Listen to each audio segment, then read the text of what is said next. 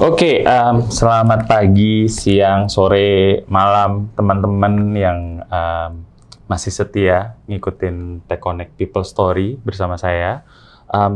Hari ini kita kedatangan dua bintang tamu yang agak-agak grogi nih kalau sekilas ngelihat dari mukanya kayaknya agak-agak tegang. Padahal saya biasanya kalau di sini banyak yang muka-mukanya ceria nih harusnya. Tergantung settingan aja. Jadi mudah-mudahan nanti ketegangannya menurun nih. Nah, hari ini ada Anggita Septia Pradipta, biasanya dipanggilnya Anggi ya? Betul. Benar, dan ada Pak Emmanuel Jefferson Koesar, benar nyebutnya? Benar. Dipanggilnya Pak Jeff. Oke. Jadi Jeff aja, nggak usah pakai Pak, atau gimana? Oke, sip.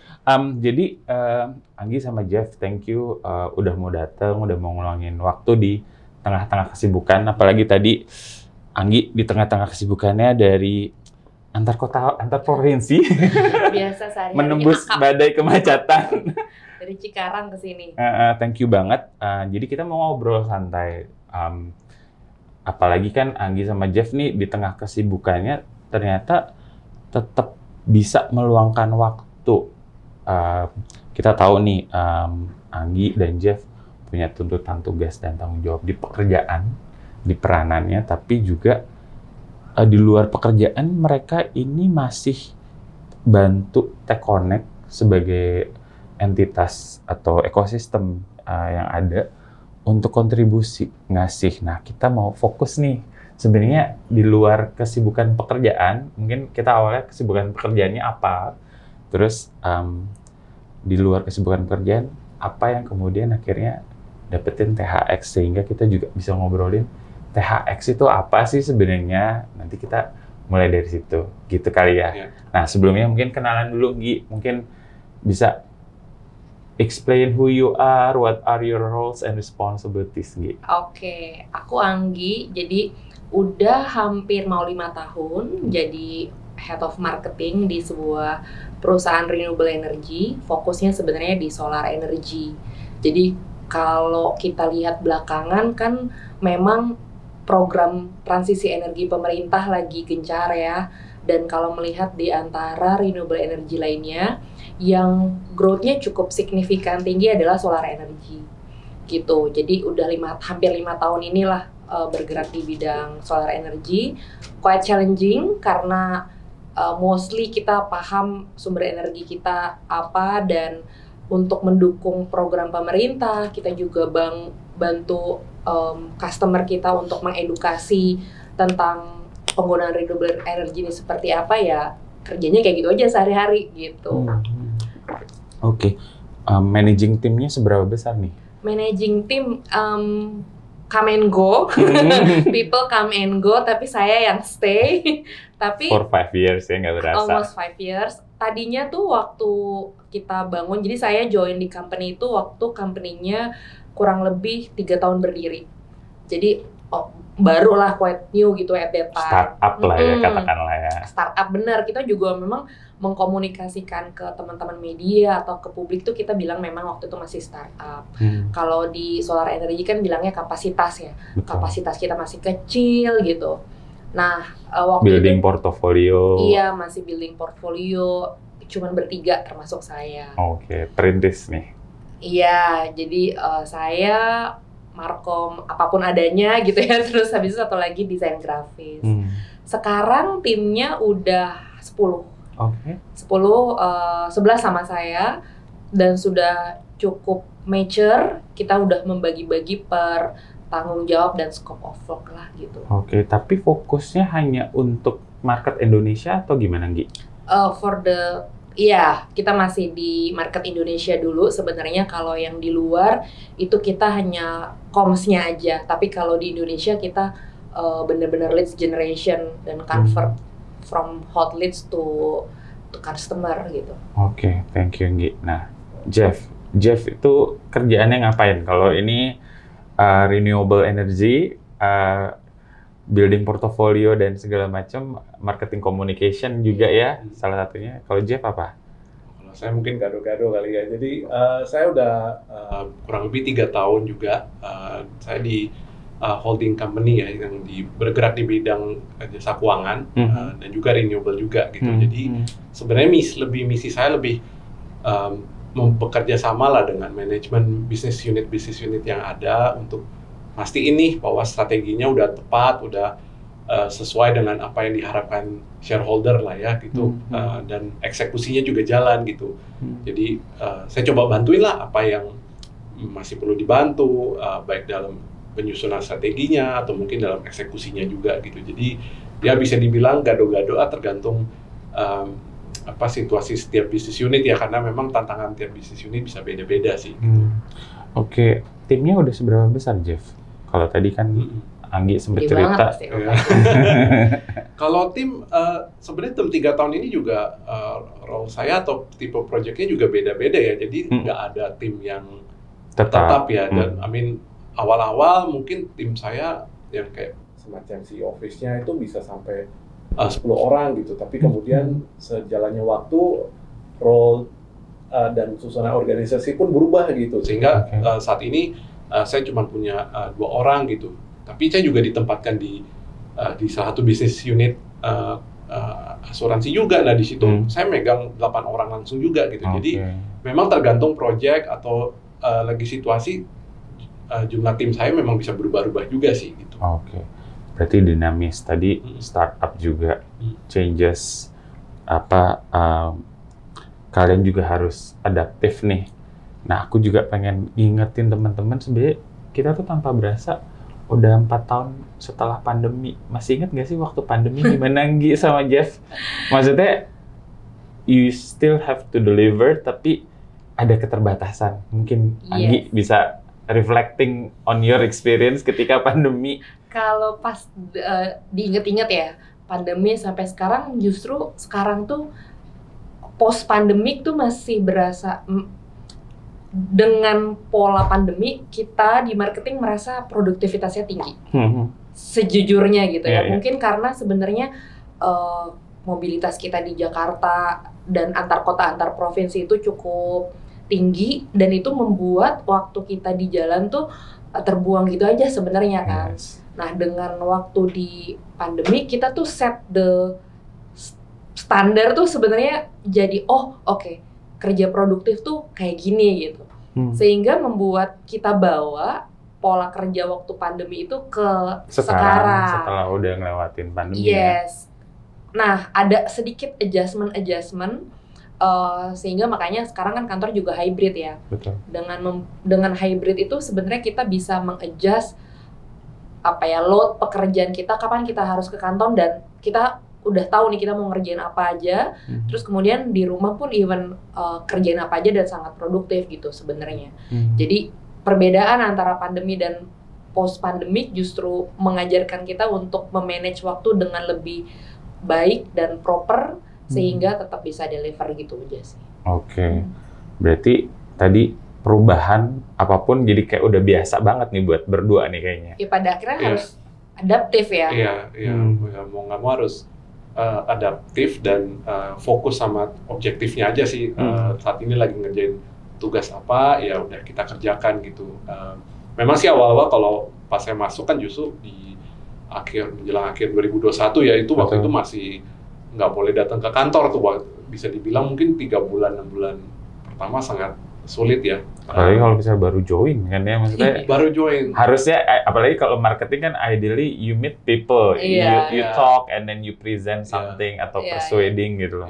Dan saya baru ketemu atasan saya secara langsung aja baru setelah 6 bulan gitu ya. Jadi 6 bulan pertama purely Zoom aja setiap minggu gitu ya. Dan terkadang kalau mau diskusi lebih enak di papan tulis, coret-coret gitu ya, yang lebih gampang gitu ya. Tapi terkadang ya kita harus, makanya ada kesempatan udah mulai bisa datang ke kantor, saya sih bilang, yaudah kalau bisa ke kantor gitu ya. Tapi memang sekarang adjustment-nya, ya saya juga nggak memaksa, harus 5 hari harus di kantor gitu. Jadi kita sama tim agree aja, mau hari apa datang ke kantor, sisanya Anda kerja di rumah atau kerja dimanapun, yang penting results ke deliver gitu kan. Dan mungkin bagian dari adjustment-nya juga itu mempercaya tim atau orang lain gitu ya, bahwa walaupun nggak sama-sama di kantor tapi tugas tetap tercapai ya, itu mungkin salah satu adjustment paling besar sih. Kalau tadi Anggi fokusnya di efektivitas waktu ya, karena biasanya dulu justru time to travel malah jadi lebih efektif pas pandemi online, tapi kemudian bisa diadaptasi, dikonversi. Oh, berarti biar lebih produktif, efektif, waktunya bisa ngaturnya gini-gini. Kalau Jeff tadi lebih ke komunikasi ya, memanfaatkan teknologi juga nih. Anything else? Sama ini mungkin nih, kalau buat marketing itu nggak ketemu orang kan kayak gemes gitu ya. Buat kita tuh it's a resilience time gitu, kayak oke, ini kita dihadapkan pada sebuah problem yang cukup besar dan ini nggak kita banget gitu ya. Tapi bagaimana kita bisa tetap deliver, terus habis itu menyesuaikan diri dengan kondisi yang ada. Kemudian sekarang berubah lagi gitu. Akhirnya dari sequence waktu tersebut tuh ngajarin kita untuk terus belajar adaptasi sih sesuai dengan kondisi yang ada pada saat itu misalnya gitu. Akhirnya waktu-waktu menjadi lebih berharga sih kayaknya. Jadi kayak lebih menghargai waktu ya, nggak boleh waste your time dan harus benar-benar gunain waktunya secara efektif banget ya, karena ya ada target-target yang harus dicapai kan ya tadi ya. Prakteknya mungkin kalau saya justru kayak ngatur jadwal meeting aja gitu. Oh, jadi misalnya dalam Senin sampai Jumat, oh saya udah tahu nih misalnya Rabu sama Kamis harus offline, harus ketemu. Ya udah yang meeting online kalau bisa Senin Selasa Jumat ya. Jadi Senin Selasa Jumat tuh dipack-packin yang meeting online aja gitu. Jadi jadi biar kitanya juga lebih efektif lah. Jadi pas ketemu offline justru lebih banyak waktu ketemu orang gitu. Dan mungkin apa agenda yang mau dibahas pas meeting juga harus lebih jelas kali ya, Jeff? Iya nggak sih? Berasa nggak sih kayak gitu? Benar. Karena kalau enggak nanti biasanya apa openingnya waste of time-nya juga kadang-kadang banyak. Apalagi sometimes marketing kan kayak basa-basi dulu ya kan? You need to say hi, you need to cek apa kabar, kayak gitu-gitu. Kalau meeting offline yang di setnya tadinya 1 jam jadi 2 jam. Betul. Tapi kalau online pasti 1 jam selesai bisa. 1 jam selesai atau bahkan bisa lebih cepat. Iya. Kadang mungkin harusnya nggak usah meeting, nggak usah Zoom, email atau phone call aja sebenarnya udah bisa beres. Ya nggak sih? Biasanya online mungkin yang kayak update aja gitu kan. Sedangkan offline tuh enakan justru yang kayak lagi perlu brainstorm nih. Yuk discuss bareng nih. Ya makanya coret-coret papan tulis lah gitu-gitu lebih enak gitu. Jadi ya memang tergantung agendanya juga, atau justru pas offline ya kesempatan buat saya kayak one on one sama tim gitu kan, untuk ya check-in aja kan, ya, how are you doing, gimana kerjaan sekarang kayak gitu. Justru yang kalau online tuh susah ya, orang nggak bisa, nggak kelihatan mukanya gimana gitu ya. Nggak humanis ya. Iya. Kayak human touch-nya hilang sama sekali gitu, cuma di depan layar monitor laptop, walaupun ada orang, mungkin nggak semuanya buka video kan, cuma suara kayak you would wonder, ini orang dengerin nggak sih, atau sambil nyambi ngapain gitu kan, it's becoming questions yang common juga kadang-kadang. Nah, pas pandemi itu kan juga yang jadi tantangan sebenarnya adalah managing stress tuh. Meeting tetap berjejer, kadang ada beberapa orang yang bilang bahwa, aduh kadang-kadang memisahkan office hour sama non-office hour during pandemic, kadang-kadang beda. Bias ya. Iya kan? Karena you just open up your laptop, udah efektif kerja. You dial, atau misalnya buka Zoom, atau WhatsApp, atau apapun online, semuanya online gitu. And then tanpa berasa mungkin you work longer than before bahkan. Kalau dulu mungkin sebelum pandemi, kalau stres ya mungkin ke kafe atau bioskop atau liburan. Tapi waktu itu kan benar-benar you could not go anywhere, sampai kemudian restriction-nya, pembatasannya berkurang pelan-pelan. Nah, pengalaman kalian gimana tuh waktu itu? Gimana Pak Jeff? Wah. Aku sih sempet kerja di luar kota gitu, karena kan memang sih sangat bingung gitu. Kita ada di dalam rumah, terus tetap harus kerja, semua orang sekolah segala macam melakukan kegiatannya, tapi ya udah di rumah.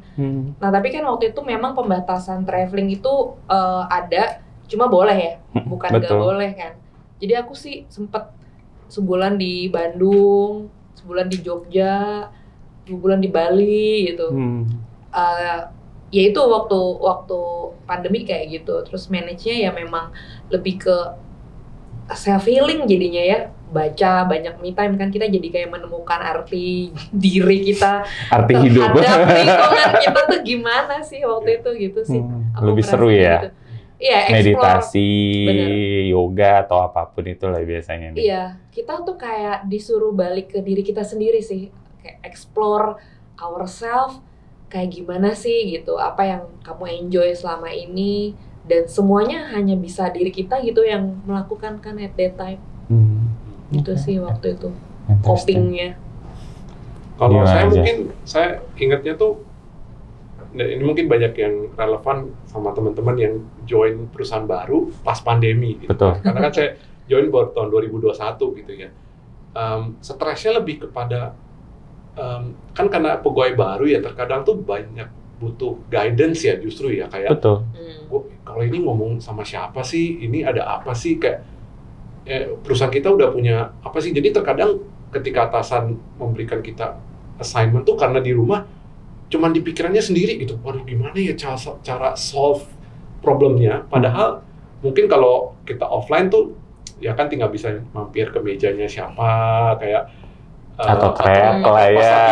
atau lagi pas makan siang kan, ini gue lagi gini kan gampang ya kalau offline, tinggal nanya-nanya, terus ada yang bisa ngarahin kan, oh kalau ini gini aja, kalau ini gini aja. Nah itu yang mungkin cukup stres sih waktu itu buat saya ya, dan ya mungkin bukan kesalahan ya, atau mungkin apa yang nggak saya lakukan dan let's say 3 bulan pertama itu justru ya jadi nanya-nanya orang, jadi stres mencoba solve problem itu diri sendiri gitu loh.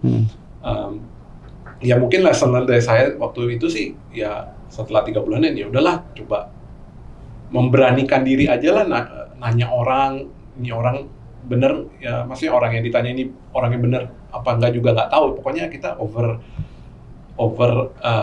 question lah ya. Being resourceful lah ya, walaupun harus online gitu ya, nggak ketemu. Ya jadi lebih sering nanya-nanya aja gitu, walaupun nggak tahu nih orang punya jawabannya apa enggak gitu ya. Cuman ya daripada akhirnya stres sendiri, ya kayak gitu sih. Nah, kebetulan habis mungkin setelah 6 bulanan mulai tuh PSBB apa yang tahapnya diturunin kan, jadi ya udahlah bisa ke kantor sekali. Nah sekali enak, berasa beda banget tuh, ketemu orang langsung, oh kalau ini gini-gini, wah itu sih jadi lebih cepat juga sebenarnya. Lebih cepat juga jadi sebagai employee baru untuk tahu situasi kantor lah gitu.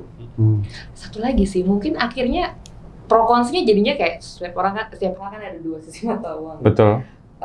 Everyone is reachable. Yang aku lihat, kita jadi mau nggak mau kita kenal atau nggak kenal, lintas division, lintas business unit, karena kita butuh informasi atau misalnya data tersebut, ya kita kontak aja gitu kan.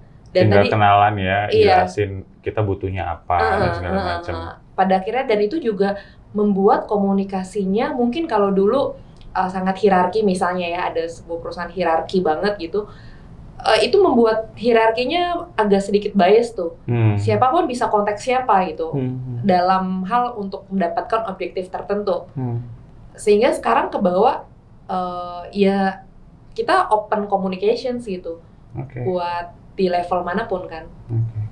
Seru ya berarti. Tapi sekarang jadinya nggak bisa stay di satu kota sebulan 2 bulan kayak tadi, kayak apa 2 bulan di Bali, 1 bulan di Jogja, 1 bulan di Bandung. Anak-anak kan juga udah schoolnya udah di ini kan offline, jadi mau nggak mau mereka juga udah nggak bisa. Kalau dulu kan karena semuanya online, sekolahnya online.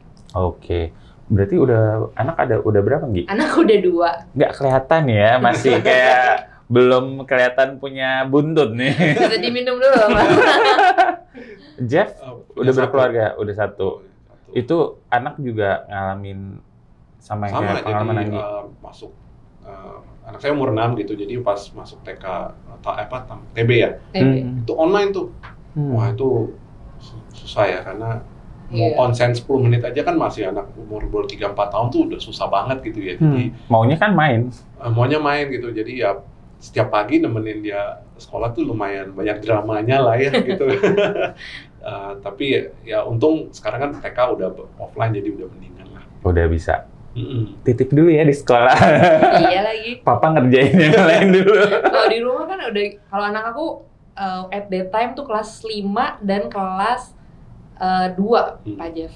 Jadi Lagi seru-serunya tuh.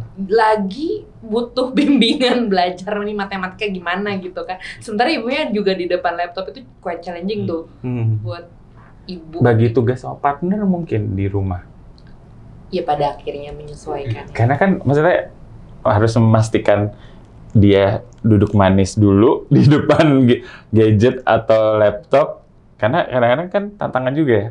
Kalian tadi Anggi bilang, aku udah harus ready duduk manis depan laptop aku, tapi aku juga harus memastikan mereka juga Baik-baik nggak aja. kabur gitu, nggak tiba-tiba tidur atau main gitu. Itu gimana? Seru tuh soalnya, managing multiple roles during pandemic tuh jadi sesuatu yang seru. Iya. Apalagi buat ibu-ibu ya, belum ada tugas domestiknya kan ya. Betul. Pagi-pagi harus nyiapin apa, meeting juga udah apa. Pandemi kan meeting juga agak kurang mengenal waktu ya. Malam. Selama online bisa ini oke yuk gitu kan. Iya. Kadang-kadang kan meeting jam 8 ya. Online ini gitu kan. Iya sih online ini. Iya bagi-bagi, paling kalau aku sih set the rules aja. Di pertama diajarin ini online tuh begini, ini segala macam. Terus nanti aku selalu ngosain waktu di antara jam 7 sama jam 9. Jadi jam 7 sampai jam 9 aku nggak bisa diganggu sama hal pekerjaan gitu. Karena di situ harus nemenin anak-anak belajar. Terus sampai mengantarkan mereka tidur. Setelah mereka tidur baru deh ayo kita kerja lagi. Continue doing your job. Kalau memang ada yang urgent. Iya, ya kadang-kadang ada sih bocoran-bocoran halus gitu ya, jam 7-9 masih mengerjakan beberapa hal. Tapi kalau misalnya memang masih bisa di-manage di antara jam 7 sampai jam 9 nggak ada apa-apa, I try to manage that gitu. Berarti negotiate dengan your counter partners as well ya. Biar mereka juga tahu bahwa ya memang ada batasan nih, ada responsibilities lain selain kerjaan juga ya. Kayak gitu. Kalau Jeff gimana? Sama sih, ya bagi tugas lah lagi ya. Saya juga mungkin bahkan dari sebelum pandemi memang kalau bisa meeting pertama tuh jam 9. Kecuali bos minta ya.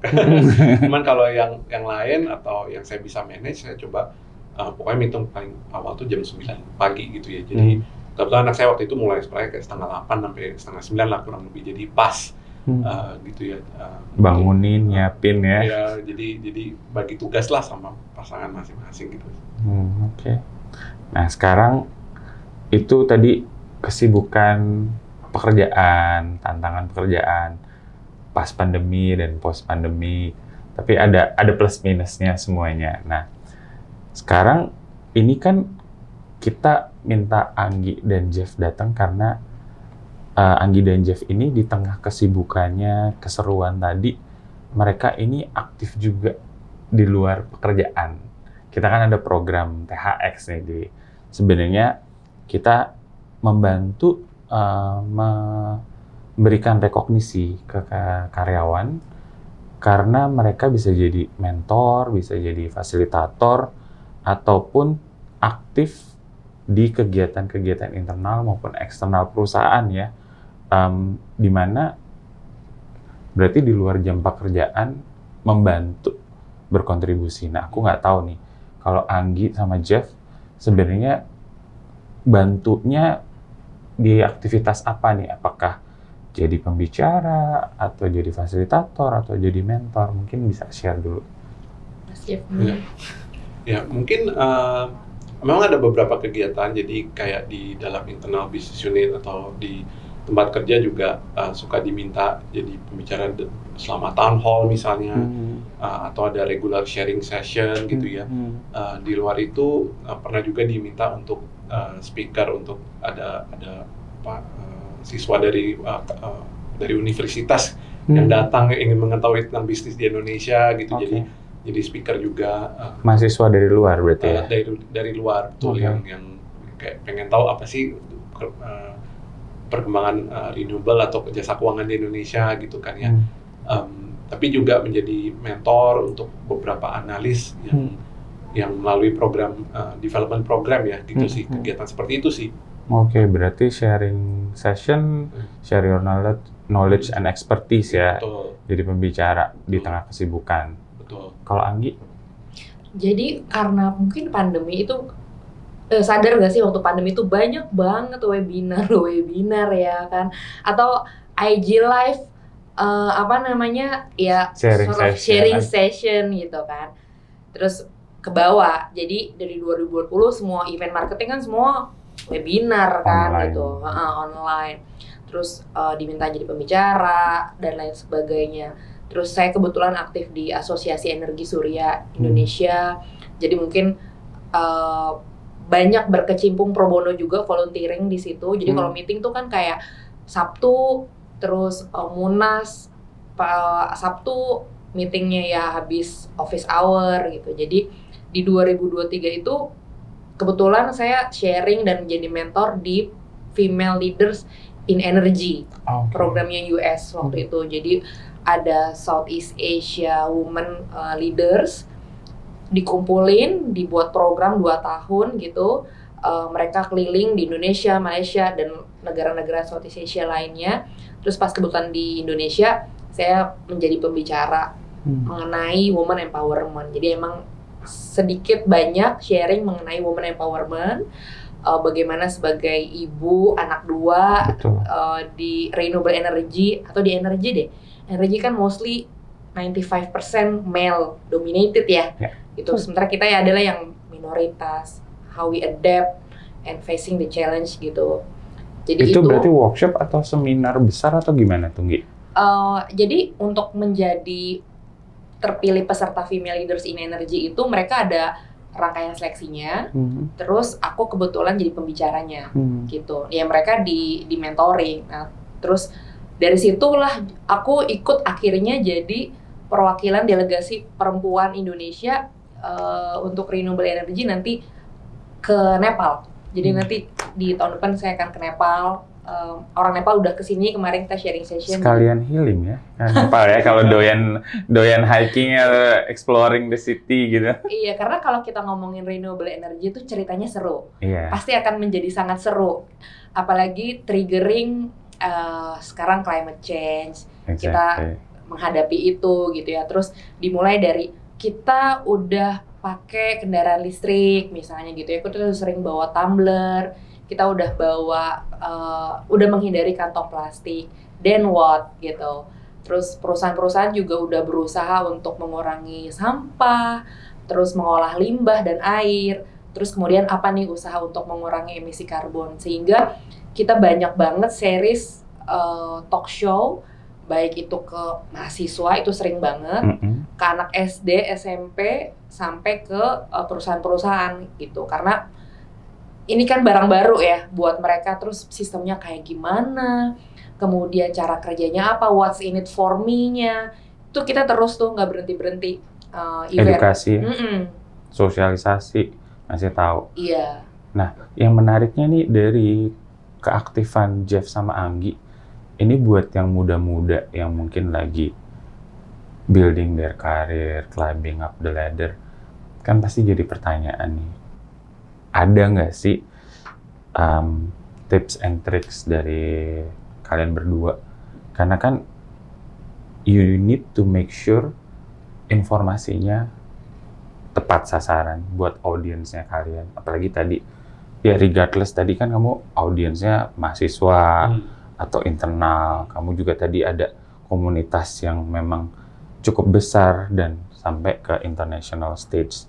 Itu kan kalau orang yang belum pede atau misalnya mau ke level kalian, mungkin bisa cerita gimana nih kalian, what did you do, atau untuk pede, untuk benar-benar expert in your field.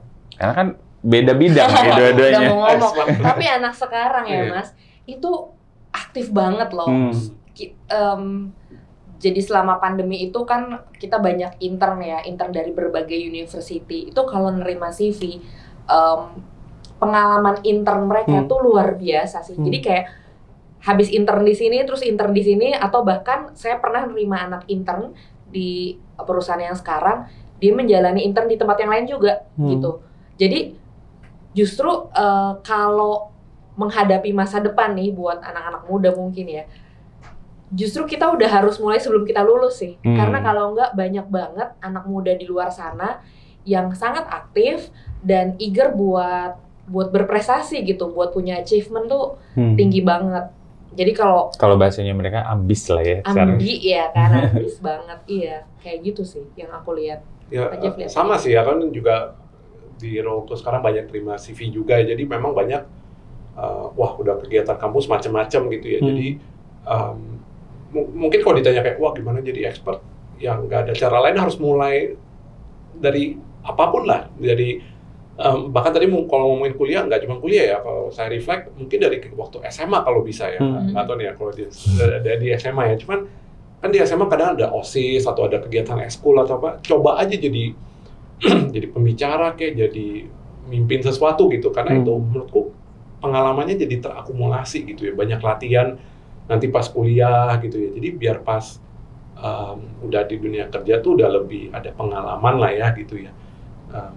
Mungkin biasanya kan di dunia kerja lebih kepada gimana aku misalnya presentasi di depan yang audiensnya yang lebih senior misalnya. Biasanya kan kalau di kampus ya paling ke teman kampus gitu kan, tapi kalau dunia kerja tiba-tiba harus present ke manajemen, ke CEO, ke direksi gitu-gitu. Nah itu yang berbeda kan, tapi pengalaman berani pengen ngobrol itu, present, mimpin itu harus dari awal sih, benar dari sesedini mungkin ya gitu sih. Dan justru kalau di kampus menurutku lebih aman ya kan, jadi istilahnya ya ikut kegiatan kampus, organisasi, kalau gagal mimpin ya apa sih yang worst case apa sih, sama IP-nya tetap bagus ya tetap lulus kan, nggak akan gimana gitu sih. Jadi ya encourage justru mulai dari awal sih. Kita kan ini sebenarnya kayak segitiga terbalik ya. Jadi di atas waktu kita baru lulus tuh memang kita banyak gitu ya. Terus kan makin ke bawah makin tersaring tuh, saringannya tuh makin banyak gitu ya, ke bawah makin sedikit, sama kayak ibu-ibu gitu, women leaders yang nggak sebanyak dulu waktu saya baru jadi fresh graduate kan, mungkin semua orang kerja gitu. By the time kan tersaring sendiri itu. Nah, kalau kita mulainya lebih dulu, start lebih dulu, iya saringannya udah beda menurutku gitu. Jadi saringannya udah beda, kualitasnya juga kayaknya sudah berbeda. Jam terbang tuh nggak bisa dibohongin ya, Pak Jeff ya. Iya nggak sih, kita jam terbang pertama kepemimpinan, tapi juga how we solve the problem, karena kerja itu kan setiap hari menghadapi tantangan ya.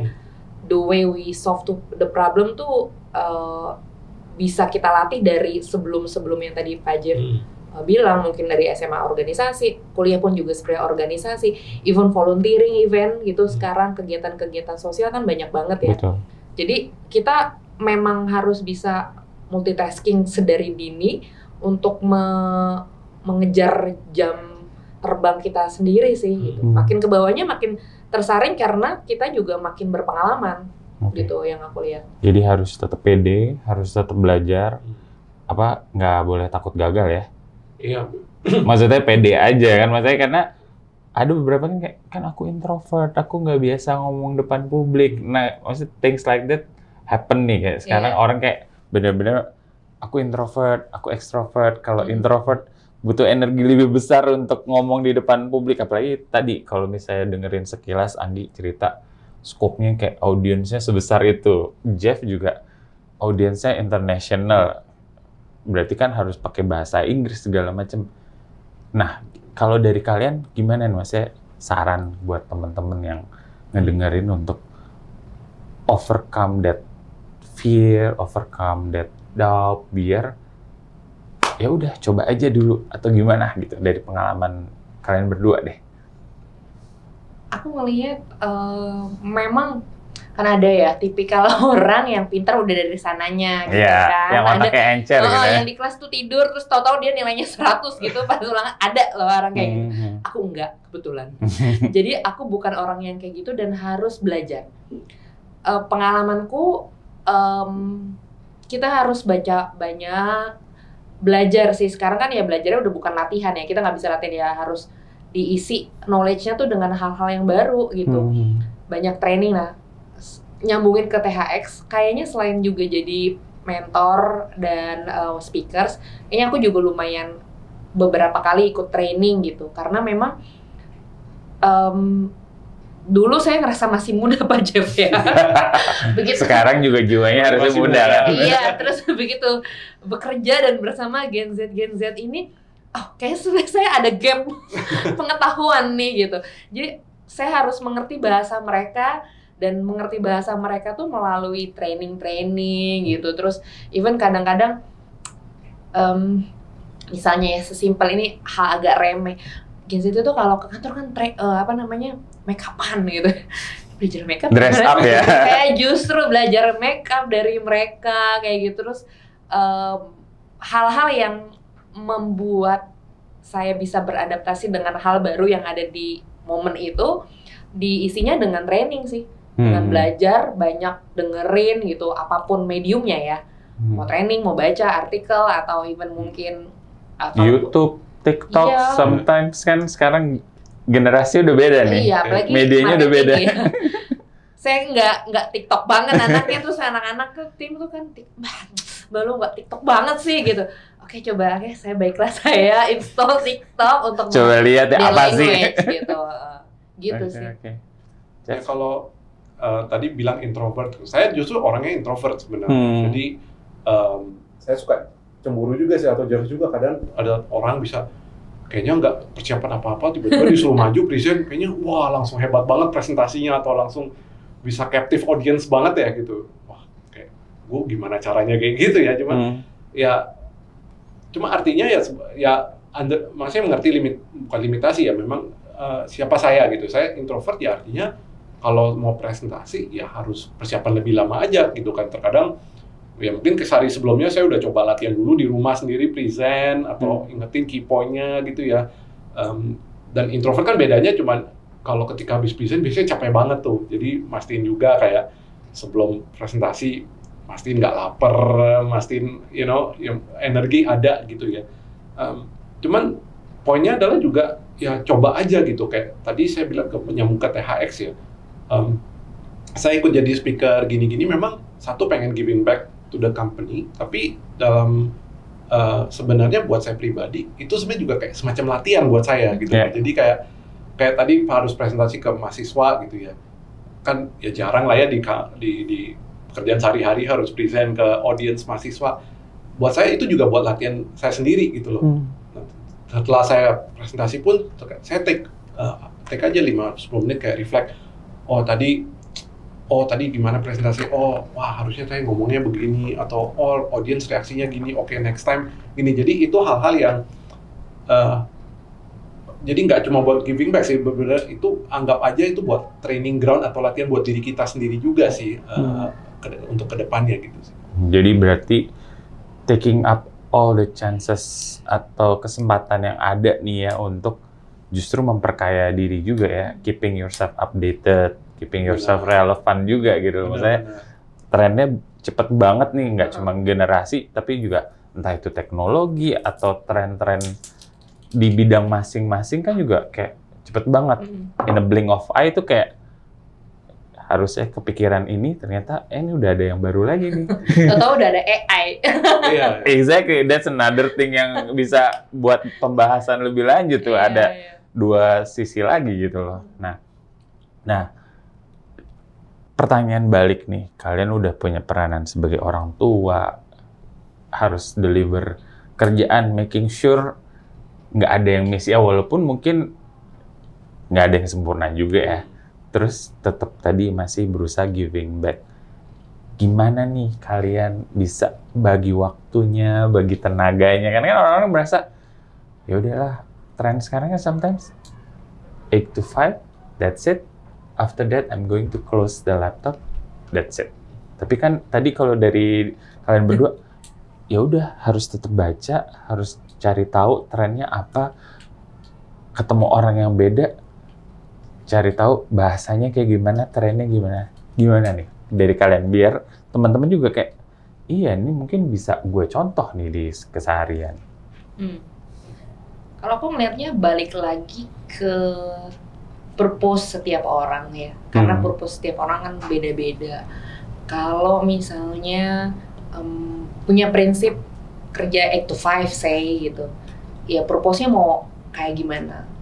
Mau menjadi leader, apakah waktu-waktu setelah jam 5 diisi dengan apa?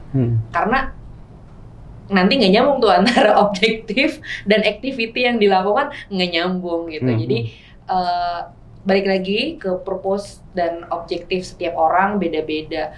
Yang pasti apapun ya, dari kita sekolah tuh kan sebenarnya kita udah diajarin extra mile. Kalau mau jadi ranking 1 kan nggak mungkin kita nggak belajar terus gitu ya, terutama buat orang-orang yang harus belajar saya gitu. Orang yang mau jadi juara ranking 1 atau juara di sebuah kompetisi, dia latihannya wow gitu.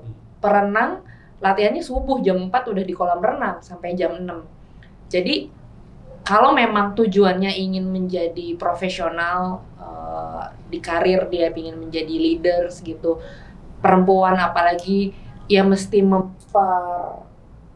kaya dirinya sesuai dengan objektifnya. Istilahnya senjatanya harus diisi. Mau diisi apa tergantung dirinya masing-masing. Senjatanya mau main air ya diisinya air gitu. Tapi kalau kita mau profesional as an employee, kemudian kita mau menjadi leader, ya harus mengasah kemampuan tersebut sih gitu. Nggak bisa cuma 8 to 5 kerja doing the ordinary things, menurut aku gitu. Wisdomnya masuk banget nih. Kata Anggi, iya nih. Abis ini langsung deh ditanggap buat yang lain maksudnya. Gimana Jeff, mau nambahin atau dari pengalaman dirimu? Ya, mungkin ada mirip sih. Jadi pertama mungkin harus clear juga diri sendiri ya. Aku nih kerja untuk apa? Like, kan ada orang long term goals, ada short term goals ya. Kayak memang pengalaman sendiri aja ngobrol sama teman, ada yang gue maunya kerjaannya yang hustle, yang you know, kayak mungkin banyak di tech startup pengennya setahun lompat promosi gitu. Ada teman yang yang penting gue stabil ya, kerjaan di kantor juga work life balance. Ada juga yang jujur aja mungkin gue cuma pengen uangnya doang misalnya, right? Stable income maksudnya. Atau gue pengen cari title. Jadi whatever that objective is, itu harus clear sih di diri sendiri ya, karena itu akan guide kegiatan sehari-hari. Itu satu.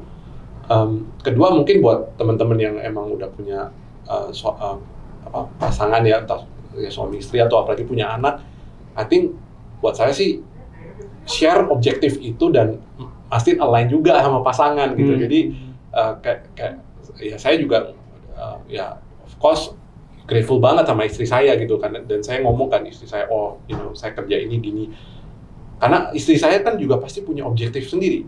Entah mungkin kalau wanita yang saya mau ibu rumah tangga aja, atau mungkin saya mau karir, saya mau mulai bisnis apalah sendiri gitu kan. Jadi make sure saya sama istri atau pasangan masing-masing itu align gitu loh, karena itu nanti yang nge-guide sehari-hari gitu. Jadi ya contoh praktiknya saya sendiri juga, misalnya saya coba ya, sampai rumah sekitar jam 7 lah gitu kan, plus minus. Kalau bisa makan malam di rumah. Tapi ya mungkin mirip kayak Anggi, kalau sampai anak saya tidur, saya nggak mau buka HP atau buka laptop.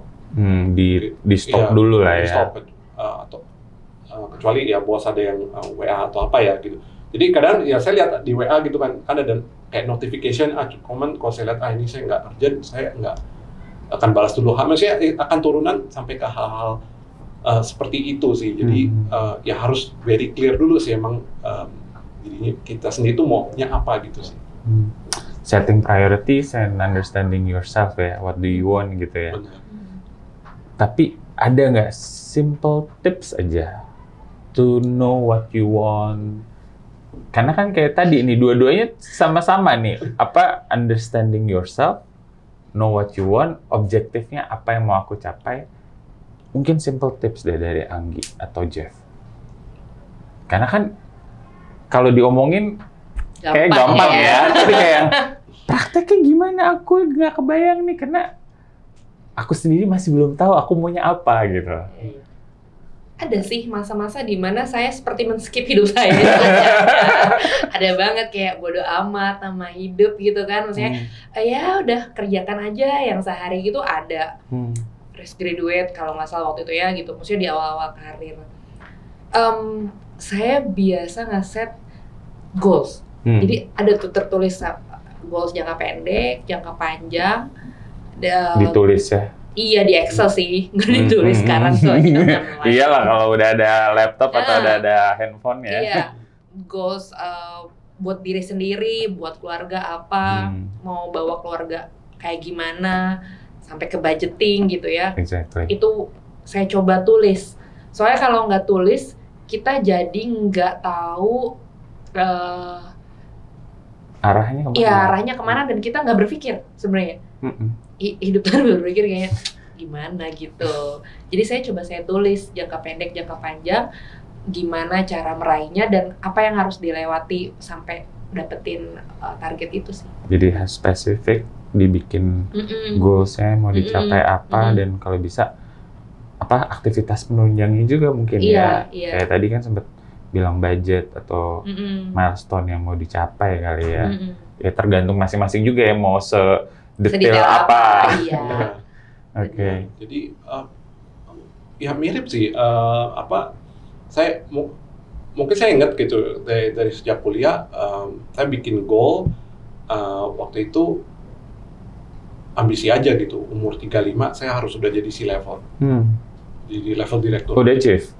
Ya. Udah dong. Ya untungnya lah ya gitu. Tapi ya saya waktu dari kuliah saya set aja gitu. Memang dalam artinya bukannya wah besok saya harus begini, enggak turunan sampai situ juga sih to be honest ya. Cuman goal itu berasa ketika misalnya kita ditawarin project baru misalnya atau dulu saya dulu mulai karir di konsultan gitu ya. Orang consulting biasanya wah paling setahun 2 tahun buat loncat ke tempat yang gitu lain kan. ya. Tapi saya end up-nya 4,5 tahun di perusahaan konsultan gitu. Tapi karena sejak tahun 2 ketiga tuh mulai ada kesempatan untuk saya promosi gitu dari level associate ke project manager. Oke. I mean guidance kayak ada goal gitu tuh membantu gitu karena wah kalau gua tahan setahun lagi gua bisa nih dipromote. Karena nanti abis gua promote terus gua stay another 1 year, gua kalau keluar misalnya gua udah value-nya udah lebih tinggi udah di certain level tertentu lah kalau join perusahaan gitu. Jadi having that goal yang mungkin baru 15 tahun lagi, 20 tahun itu akan pengaruh ketika kita reach that certain point ya, ketika saya mau stay nggak ya, atau saya mau resign, pindah kerjaan lain, atau misalnya tiba-tiba di tahun pekerjaan lain, ini kan will this help me atau seperti malah bikin backwards ya. Benar gitu kan. Jadi ada kayak North Star-nya yang nge-guide kita make that important decisions ya. Jadi itu mungkin kalau dalam karir dan keluarga juga sama sih. Jadi saya set aja pokoknya saya mau misalnya pas anak saya kuliah udah ada waktu sekolahnya udah tersedia gitu ya.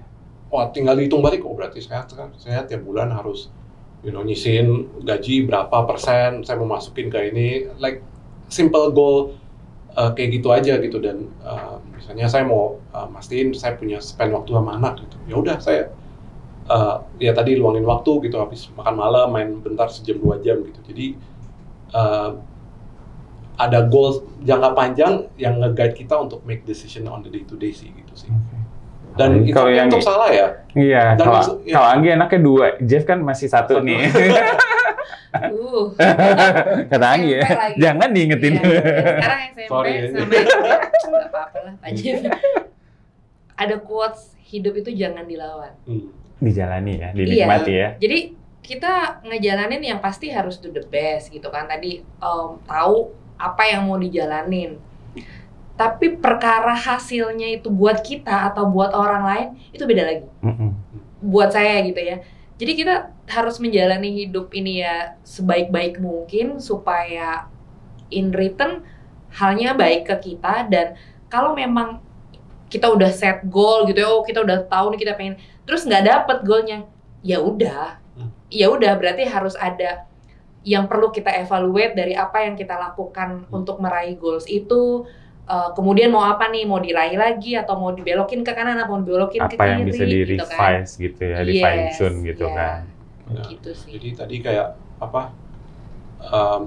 I think another tips mungkin punya kayak mentor kali atau orang yang kita bisa look up gitu ya. Kebetulan waktu saya di konsultan tuh ada senior saya, kurang lebih dia 4 tahun di atas saya gitu. Jadi saya ngikutin dia tuh, wah dia udah jadi CEO tahun berapa, oh saya masih di sini. Oh berarti kayak ada internal goal lah ya, kayak wah saya maunya 4 tahun lagi saya jadi kayak dia sekarang. Sudah gitu. mendekati Jadi, atau seperti dia.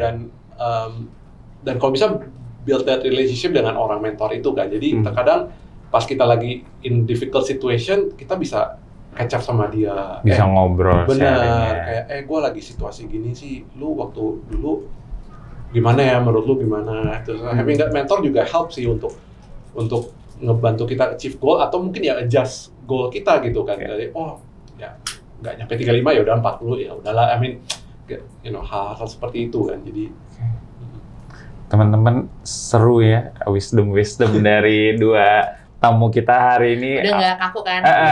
Dari awalnya tegang nih mau diapain, mau ngobrolin apa, sekarang dipancing dikit keluar semuanya.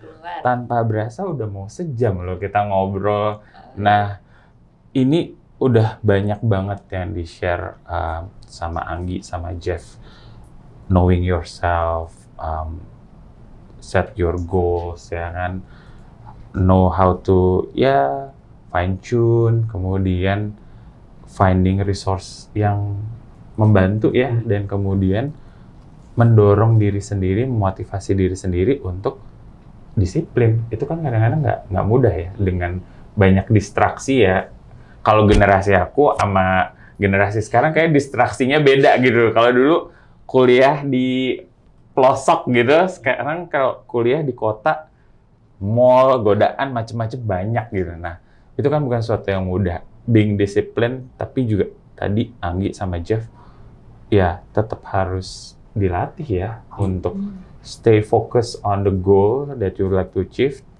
Partner juga penting karena peranannya mereka nggak cuma sendirian, udah jadi orang tua juga, bebannya juga beda. Nah, to conclude the session nih, Anggi sama Jeff, mungkin bisa kasih pesan terakhir, tips terakhir, pamungkasnya. Apa ya? Dari semua yang kita bahas tadi. Gini, mungkin kan pandemi dan post pandemic tuh giving banyak pressure, another level of pressure ya. Terus kadang kita jadi kayak gitu, terus mungkin kalau cewek-cewek suka curhat, bos gue gini atau perusahaan gue gini gitu. Universe tuh udah bawa kita ke situ gitu ya. Misalnya saya sekarang di perusahaan saya yang sekarang, it's a universe yang udah membuat saya ada di sini, dan kalau kita udah ada di sebuah tempat tuh yang bisa kita lakukan cuman lakukan hal yang terbaik sih. Kalau misalnya memang udah nggak suka, gentleman aja misalnya gitu ya. Tapi selama kita masih diberikan kebaikan, kesempatan di situ, lakukan yang terbaik, karena kita tidak akan pernah tahu melalui jalur apa akan kembali ke kita gitu. Dan jadi, kesempatan lain yang mungkin dibuka entah di dalam perusahaan yang sama atau di luar kan. Jadi kita nggak akan pernah tahu gitu. Selama kita ada di situ, lakukan yang terbaik, tunjukkan prestasi, fokus sama apa yang emang kita cari dan kerjakan di situ. Gitu. Wisdomnya masuk banget. Jeff, silakan ditimbangin Jeff. Gimana ya? Ya mungkin menyambungin tentang goal aja lah ya. Mungkin tips saya start somewhere gitu. Jadi jangan at the same time juga jangan spend time mencari the perfect goal for my life. Exactly. 30 tahun. Mulai dulu aja di 10 tahun gue mau jadi ini. Right? And at least misalnya 5-10 tahun ke depan tuh ada North Star yang nge-guide gitu ya. Karena saya juga banyak ngobrol-ngobrol lah. Kalau nggak ada itu tuh jadi kayak suka galau gitu. Kehilangan arah ya. Iya, kayak apalagi sosial media kan, temen dapat kerjaan ini, temen ini, ntar ke kiri, ntar ke kanan, ntar lama-lama tuh jadi kayak nggak jelas sendiri gitu kan. Gue maunya apa gitu loh. So mendingan dan daripada gitu, mendingan set goal aja. It's okay, imperfect, start somewhere lah. Itu nanti ya kayak perusahaan lah ya. tiap tahun kayak bisnis plan gitu ya, kayak kita kan kita review lagi. Oh, ya geser dikit, kita mau ganti, itu oke gitu. But at least start sama. Otherwise, on the day to day ntar pengaruh sosial media temannya, wah itu justru galau-galau itu justru bikin stres sendiri. Akhirnya kita jadi nggak ngapa-ngapain gitu karena ke kiri ke kanan ntar malah nggak malah diem di tempat nih, gitu aja sih. Oke, sip. Oke, teman-teman yang ngikutin episode kali ini, semoga yang disampaikan sama Anggi sama Jeff insightful, berguna, jadi bisa diterapkan, start small ya, nggak usah yang terlalu ambis tadi, tapi kalau dari pesan-pesannya Anggi dan Jeff tadi, disiplin juga nih, harus tahu, ketika udah tahu, itu jadi panduan, bisa direview secara berkala, dan jangan terlalu stres juga. Aku juga nangkep managing stress ini kayaknya dari dua sosok ini ada tips-tipsnya untuk balancing role yang beda-beda sebagai orang tua, sebagai karyawan, ya any kind of role in your life. Dan tadi pesan Anggi yang terakhir ya, mau gimana pun udah dibukain jalan ya, kesempatan untuk ada di posisi sekarang, gunakan kesempatan itu sebaik mungkin. Karena kita nggak pernah tahu kalau misalnya performing well, kesempatan di dalam atau di luar, orang akan lihat dari kualitas kita juga. Gitu. Jadi thank you Anggi. Sharingnya. Kayaknya bermanfaat, banyak banget ini sebenarnya. Kalau mau dilanjutin bisa berjam-jam kita ngobrol. Thank you banget Anggi sama Jeff waktunya, teman-teman. Terima kasih sekali lagi. So let's say goodbye to the audience. Anggi, Jeff, saya see you next time. Bye-bye. Take care.